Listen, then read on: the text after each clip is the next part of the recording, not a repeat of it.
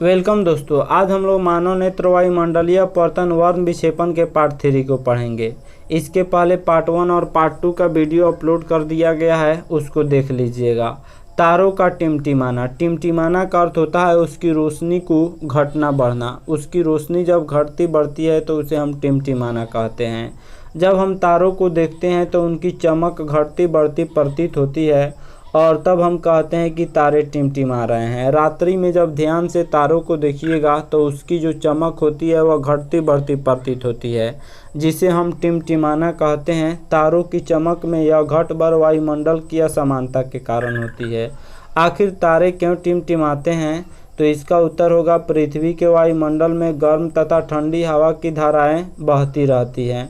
जब तारों से प्रकाश की किरण चलकर पृथ्वी के वायुमंडल को पार करती है तो तापमान में अंतर के कारण और धूल के कणों के कारण इसका अपवर्तन हो जाता है।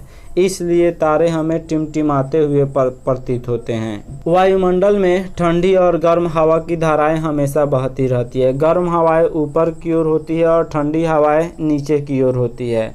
और तारों से प्रकाश की किरण जब पृथ्वी के वायुमंडल को पार करती है तो उसे गर्म और ठंडी हवाओं को भी पार करना होता है तथा धूल के कण को भी पार करना होता है, जिसके कारण उसके प्रकाश की किरण जो होती है वह मुड़ जाती है।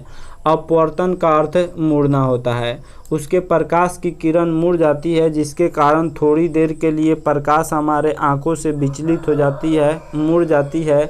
इसलिए क्लियर प्रकाश हमारी आंखों तक नहीं पहुंच पाता है, यानी जो लगातार प्रकाश आना चाहिए वह प्रकाश हमारी आंखों तक नहीं पहुंच पाता है, जिसे हम टिमटिमाना कहते हैं।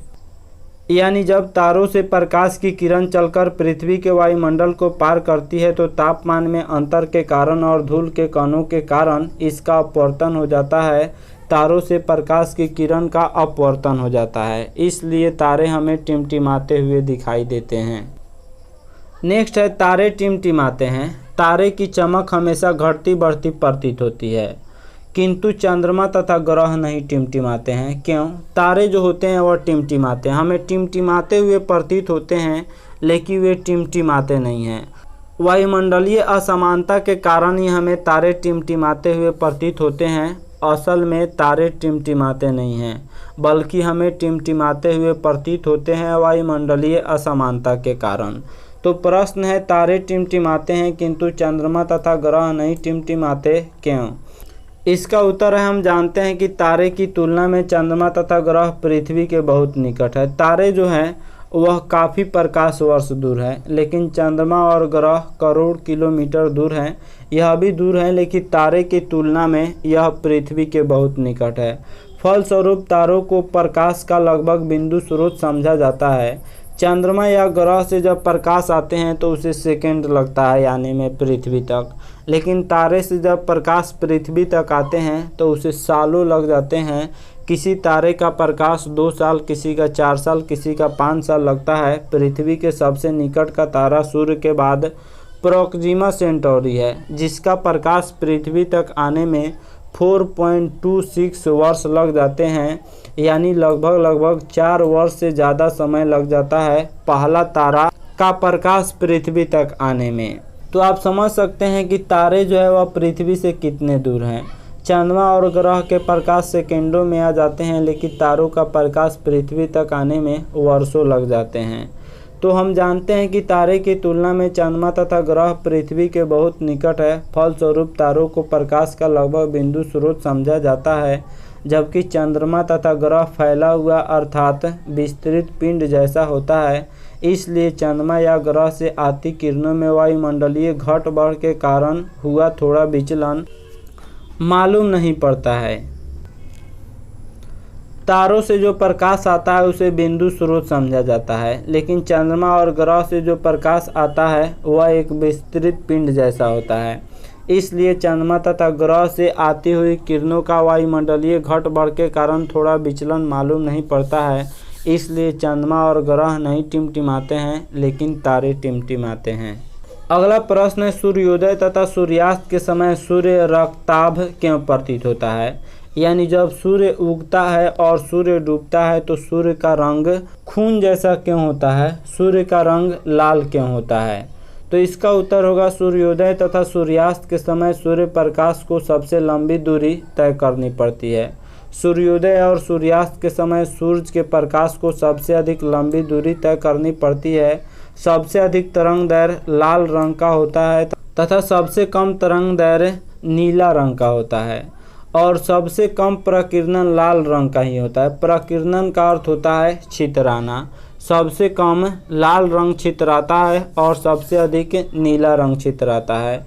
तो बाकी सभी रंगों का प्रकीर्णन हो जाता है, लेकिन लाल रंग जो होता है वह काफ़ी अधिक दूरी तय करता है। लाल रंग के अलावा शेष सभी रंगों का प्रकीर्णन हो जाता है, इसलिए हमारे पास जो प्रकाश की किरण पहुंचती है वह लाल रंग ही होती है। इसलिए हमें सूर्योदय तथा सूर्यास्त के समय सूर्य रक्ताभ प्रतीत होता है। अगला प्रश्न है, वर्ण विक्षेपण किसे कहते हैं? तो श्वेत प्रकाश के विभिन्न रंगों में विभक्त होने की घटना को प्रकाश का वर्ण विक्षेपण कहते हैं। श्वेत प्रकाश कुल 7 रंगों में विभक्त होती है और इस घटना को प्रकाश का वर्ण विक्षेपण कहते हैं। देखिए, यही है प्रकाश का वर्ण विक्षेपण। यह श्वेत प्रकाश है और जब प्रिज्म से होकर इसको प्रवाहित कराया जाता है तो कुल 7 रंगों में विभक्त हो जाती है। सबसे ऊपर लाल रंग होता है और सबसे नीचे बैंगनी रंग होता है।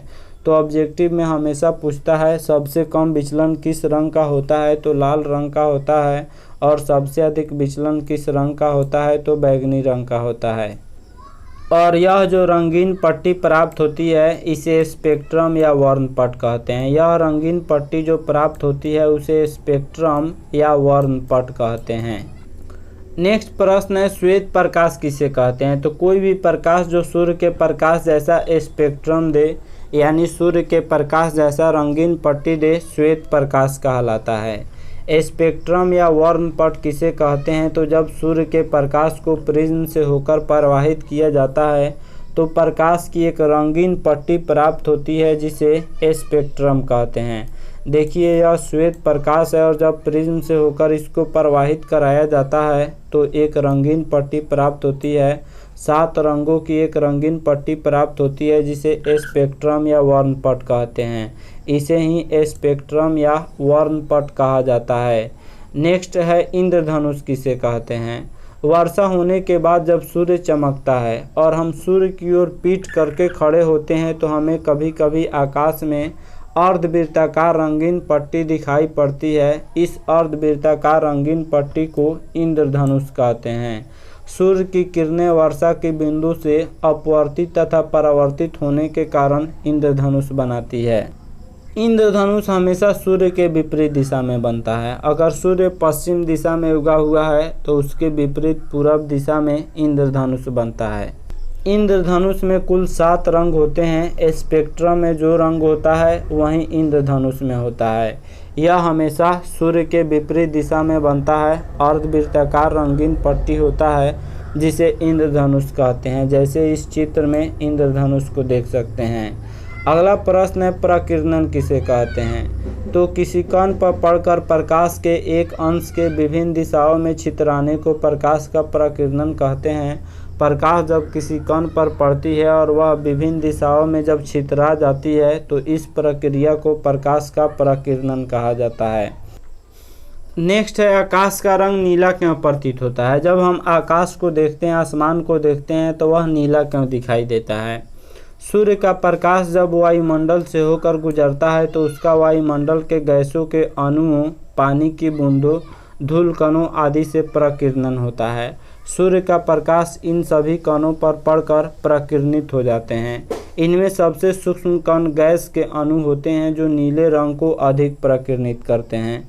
सबसे अधिक प्रकीर्णन नीला रंग का होता है। यही प्रकीर्णित प्रकाश हमारी आंखों तक पहुंचता है। नीला रंग जो होता है वह वायुमंडल में छितरा जाता है, जिसके कारण हम जब आकाश को देखते हैं तो वही नीला रंग हमें दिखाई देता है। वही प्रकीर्णित प्रकाश हमारी आंखों तक पहुंचता है, इसलिए हमें आकाश नीला प्रतीत होता है। नेक्स्ट है, किसी अंतरिक्ष यात्री को आकाश नीले की अपेक्षा काला क्यों प्रतीत होता है?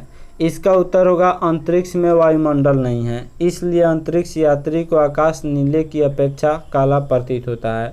अंतरिक्ष में या चंद्रमा पर खड़े हुए व्यक्ति को भी आकाश काला प्रतीत होता है।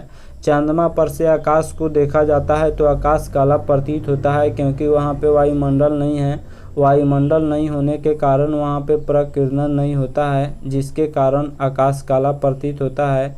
क्योंकि वहाँ वायुमंडल नहीं होते हैं तो फिर प्रकिरणन भी नहीं होता है।